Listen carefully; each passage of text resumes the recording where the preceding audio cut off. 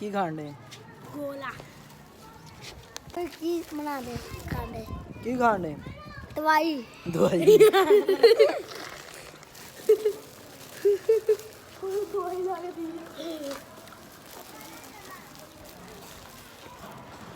ਉਹ ਤੂੰ ਜਾਂਦਾ ਹੁੰਦਾ ਤੇ ਹੈ ਕੋ ਨਹੀਂ ਯਾਰ। ਹੁਣ ਹੀ ਆ ਜਾਣਾ।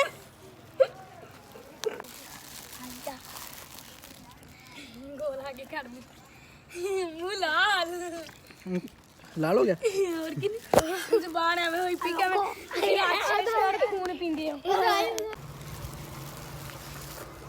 ਗੋਲਾ ਕੋਲਾ ਆਕਾਸ਼ੋਲਾ ਆ ਦਵਾਈ ਆ ਦਵਾਈ ਤਾਂ ਦਵਾਈ ਹੈ ਇਹ ਤਾਂ ਗੋਲਾ ਗੋਲਾ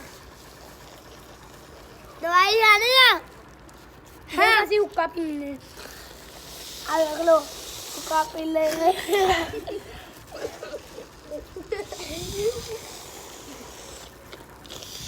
ਕਿਆ ਚੱਕਰ ਹੁੱਕਾ ਪੀਣਾ